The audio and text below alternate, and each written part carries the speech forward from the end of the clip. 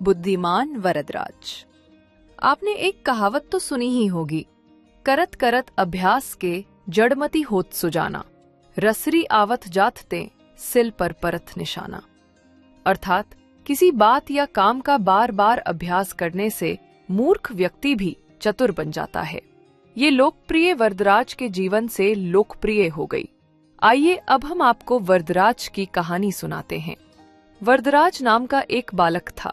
जब वह 5 वर्ष का हो गया तब उसे पढ़ने के लिए गुरुजी के आश्रम में भेज दिया गया। उन दिनों बालक गुरु के आश्रम में रहकर शिक्षा प्राप्त किया करते थे। वैसे वरदराज स्वस्थ और हष्ट पुष्ट बालक था। शरारत सूरत से भी वह अच्छा था, पर पढ़ाई में वह मंद या निरा मूर्ख था।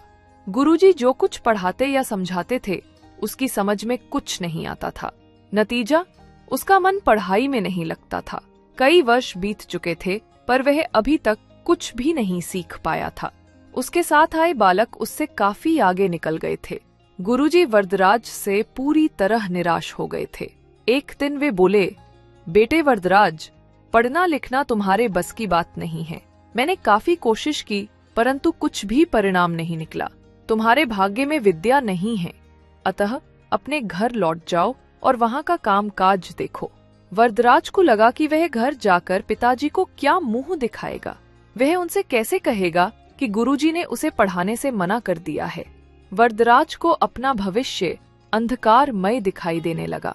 गुरुजी की आज्ञा का पालन करते हुए उसने अपने सामान की गठरी बांधी, गुरुजी के चरण छुए और भारी मन से विदा हुआ। वरदराज आश्रम से प्रातःकाल चला था। अब दोपहर हो गई थी। गुरुजी ने उसे रास्ते में खाने के लिए थोड़ा सा सत्तू दे दिया था। अब उसे भूख प्यास लगाई थी। रास्ते में उसे एक कुआं दिखाई दिया। वरदराज कुएं की जगत पर गया। वहां उसने देखा कि जगत पर पानी खींचने की रस्सी की रगड़ से पत्थर में जगह जगह गड्ढे बने हुए हैं। वरदराज के दिमाग में बिजली सी कौंध गई। उसने सोचा कि बार बार की रगड़ से कोमल रस्सी से बनी रस्सी कठोर पत्थर को काट सकती है, तो क्या बार बार अभ्यास करने से मुझे पढ़ना लिखना नहीं आ सकता? वरदराज ने निश्चय किया, मैं परिश्रम करूंगा, फिर मैं देखता हूँ कि मुझे विद्या क्यों नहीं आती। अब तक उसके मन में कुछ कर दिखाने का संकल्प आ गया था।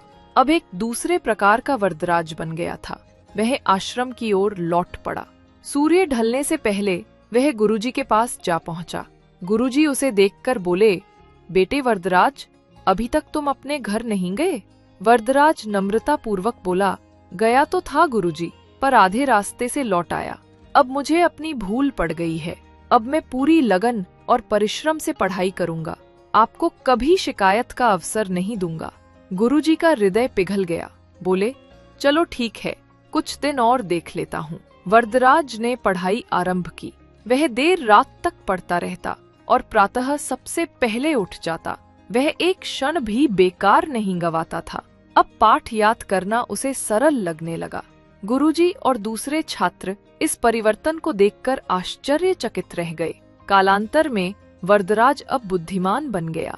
यह उसकी लगन और कठोर परिश्रम का चमत्कार था। बच्चों, यही वरदराज आगे चलकर एक प्रसिद्ध विद्वान बना। संस्कृत में भाषण के व्याकरण को समझने में विद्यार्थियों को बहुत कठिनाई होती थी। वरदराज ने उनकी कठिनाई को दूर करने के लिए लघु सिद्धांत कौमुदी की रचना की। इन्हीं पंडित वरदराज ने मुक्तबोध नामक संस्कृत के सरल व्याकरण की भी रचना की।